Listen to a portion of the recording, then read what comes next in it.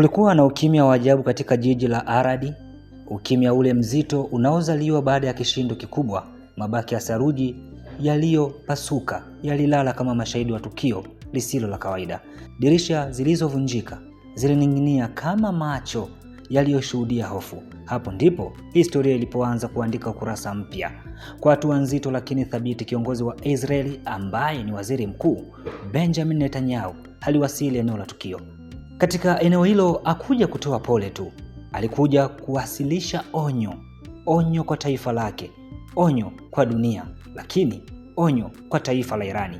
Na alipofungua kinywa chake, maneno yake yalikuwa kama radi. Na hapa namnukuu: Irani sasa inaweka dunia nzima katika shabaha yake, mwisho wa kunukuu. Ndani ya saa 48 tu upepo wa vita umebadilika ghafla. Kombora lililoanguka Aradi alikuwa tukio la bahati mbaya, lilikuwa ujumbe uliolenga kuvuka mipaka ya hofu. Eneo lililolengwa halikuwa kambi ya kijeshi, alikuwa ghala la silaha, lilikuwa ni eneo la raia, mahali ambapo watoto hucheza na familia hujenga ndoto zao, ilisema taarifa ya waziri huyo.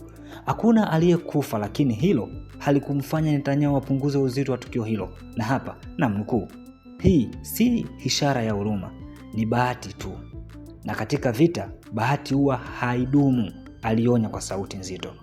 Maneno haya yalitoboa mioyo ya wengi, yakiacha swali moja kubwa: je, dunia iko tayari kwa kinachokuja? Katika kile kinachoonekana kuwa hatua ya kisaikolojia, mashambulizi mengi yameripotiwa kukaribia maeneo matakatifu ya Yerusalemu, mji ambao si tu jiografia bali ni roho ya mamilioni ya watu duniani. Kugusa Yerusalemu si jambo la kawaida, ni kama kugusa historia yenyewe, ni kama kujaribu kupima uvumilivu wa ulimwengu. Na sasa dunia inaangalia kwa tahadhari kubwa zaidi. Kombora la masafa marefu lililorushwa na Irani limebadilisha kila kitu.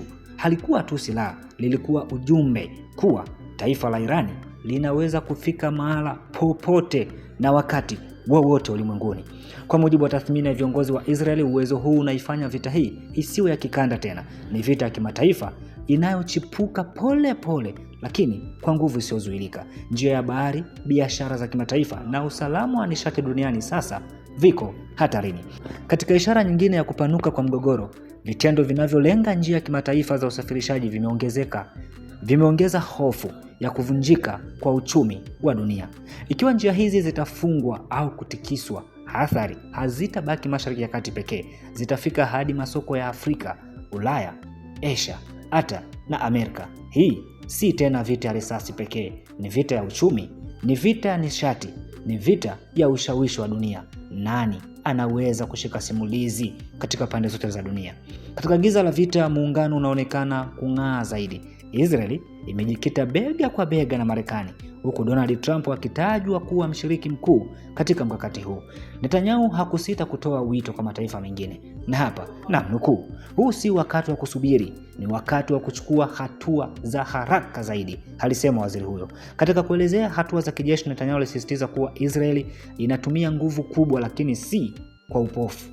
Katika taarifa hiyo amesema malengo yameelekezwa kwa viongozi wa Islamic Revolutionary Guards Corps, jeshi la mapinduzi la Kiislamu la Irani, miundombinu ya kijeshi ya nchini Irani, mfumo wa uchumi unaofadhili operesheni za kijeshi.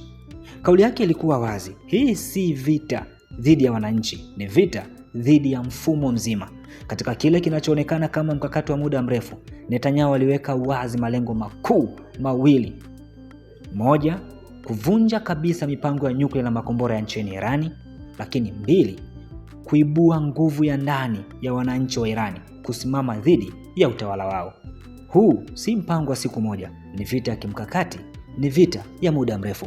Kutoka Aradi hadi Jerusalem, kutoka bahari hadi anga, dunia sasa ipo kwenye mstari mwembamba kati ya amani na machafuko. Kila kombora linaongeza mvutano, kila kauli inaongeza presha, kila saa inapita huku dunia ikisubiri hatua inayofuata. Je, diplomasia itashinda au historia itaandika vita mpya kubwa zaidi ya kizazi hiki?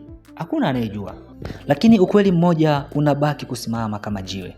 Siku ambayo kombora lilianguka Aradi nchini Israeli, dunia ilianza kusikiliza kwa makini zaidi.